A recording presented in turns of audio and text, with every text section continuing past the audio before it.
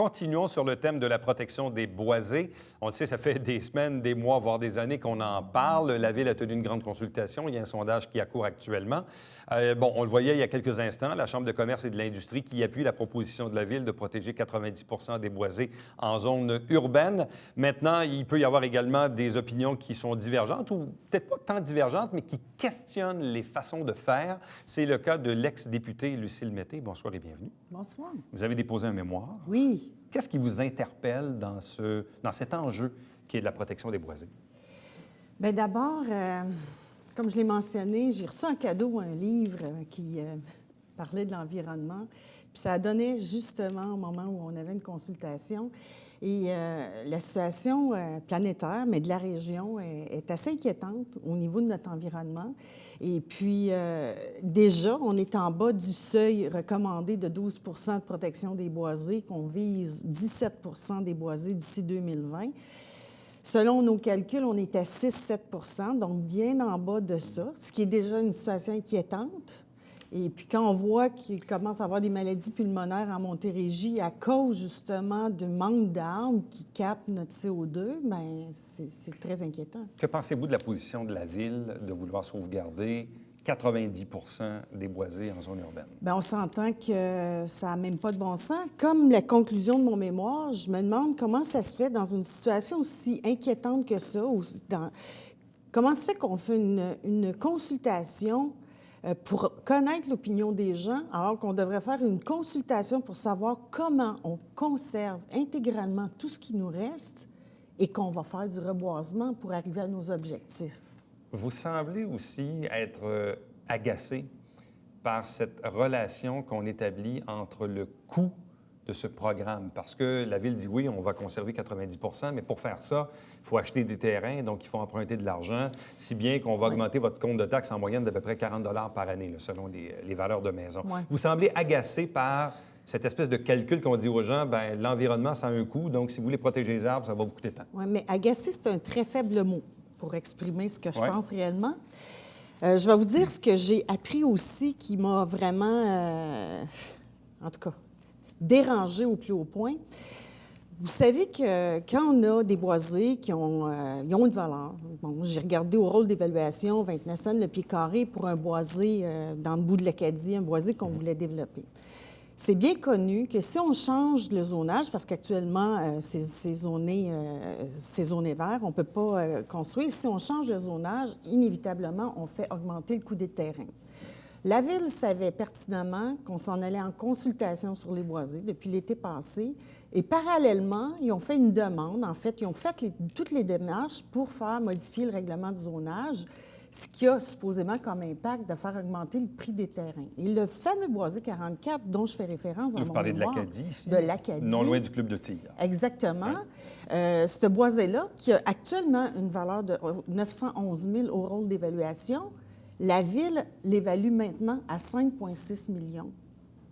Et là, on me répond, oui, mais c'était la valeur il y a 4 ans.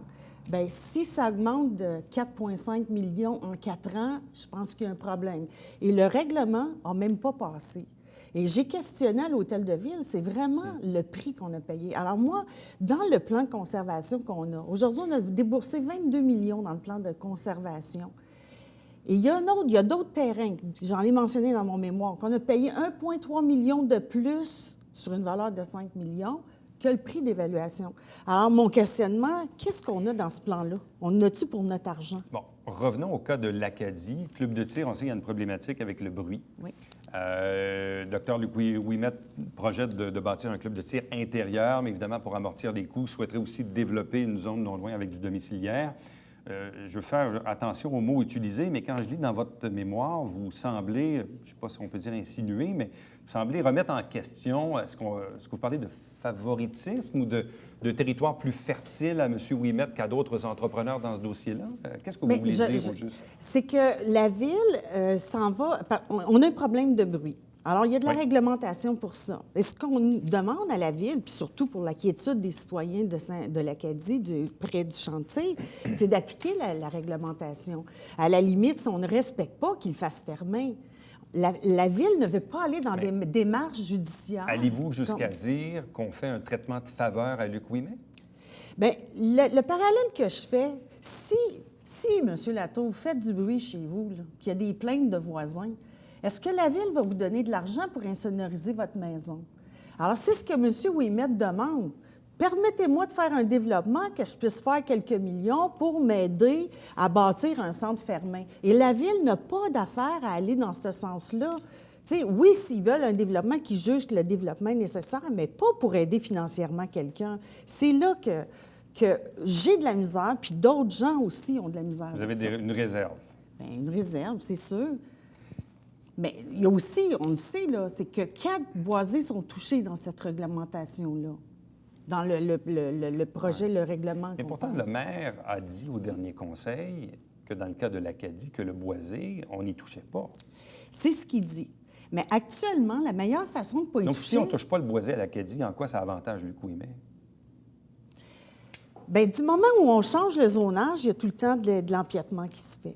Ça, on le voit dans les... actuellement, là, il ne peut pas y avoir de développement. Puis le coût est nul.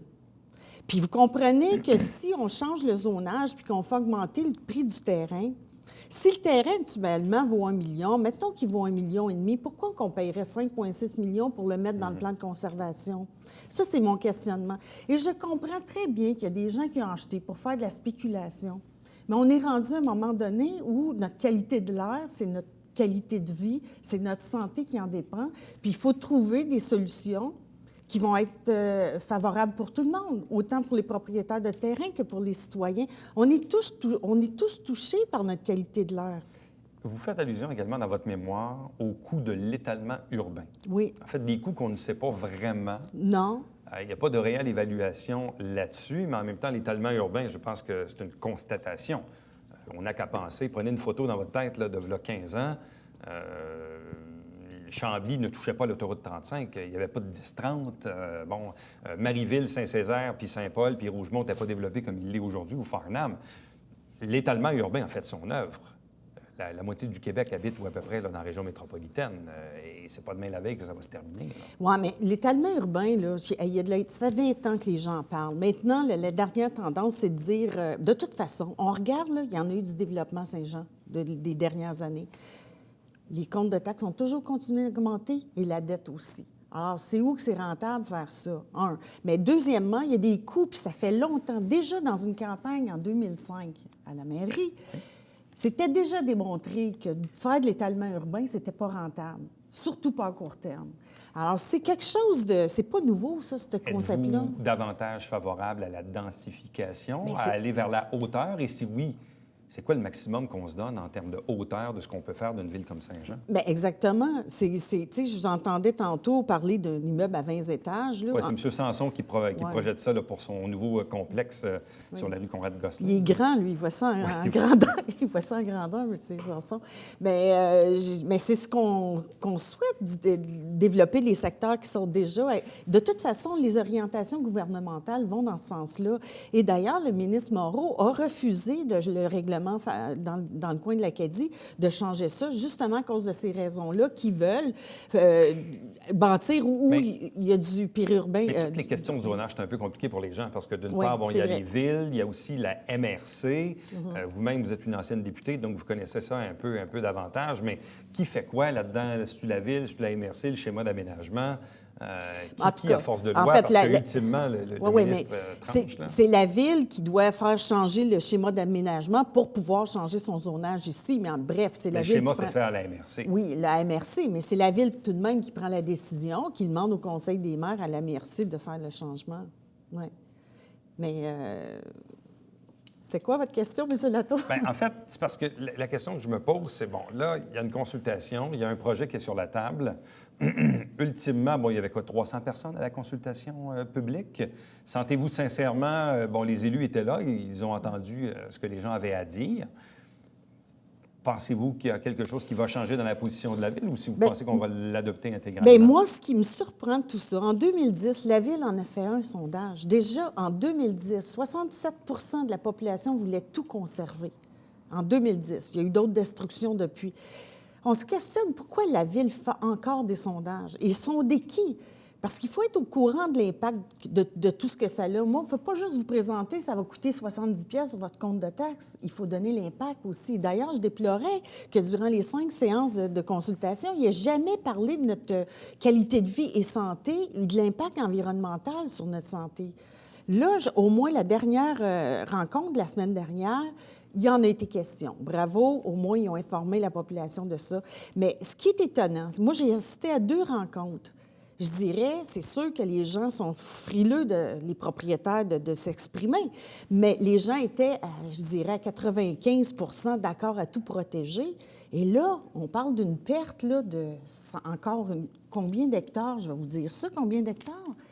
50 hectares presque de perte. Ça veut dire que non seulement dans les propositions que la Ville nous fait, on ne parle même pas de tout conserver, on parle de détruire encore. Mais moi, ça m'inquiète. Ça m'inquiète vraiment. Qu'est-ce qui fait que vous vous intéressez encore à la chose publique? Bien ça c'est une maladie incurable. Ça ne peut pas sortir de vous, ça. Mais c'est ça. Ça a l'air que c'est comme ça. Mais les gens qui sont intéressés, de toute façon, il y a beaucoup de citoyens. Là, je m'envoie un comité sur les boisés, là, tantôt, après l'entrevue, puis il y a beaucoup de gens qui sont intéressés à ça. Bien, vous ne les invitez pas tous, c'est la différence. Et vous parlez également de l'abolition de la taxe de 15 %. Oui. Pourquoi? Bien, la taxe de 15 qui, d'abord, le projet privé qui devait valider cette taxe-là n'a jamais été adopté, puis pour diverses raisons. Ça crée un précédent, puis ils sont frileux à l'Assemblée nationale d'adopter un projet de loi comme ça. Ça, c'est un. Deuxièmement, en percevant 15 bien, on comprend aussi que ça fait monter la valeur des terrains ici à Saint-Jean de 15 parce que les contracteurs leur filent aux acheteurs. Ça, c'est de 2. Et il y a une action en justice. Il y a un promoteur actuellement qui est en cours pour contester cette loi-là. Ça, c'est pour le 15 Mais où je suis frileuse aussi dans le plan de conservation, on dirait que ce plan-là qu'on a souhaité, nous, les citoyens, pour protéger nos boisés, on ne sait plus le contenu. Parce que vous savez que le 15 il peut être donné aussi en compensation, pas nécessairement en argent. Et c'est là qu'il y a des échanges de terrains, qu'il y a des terrains qui sont donnés, mais pas nécessairement à juste valeur, à la valeur. Donc, ça aussi, on questionne le plan de conservation. Madame Mété, merci beaucoup. Ça me fait plaisir. Reste avec nous au retour, le Babillard quotidien.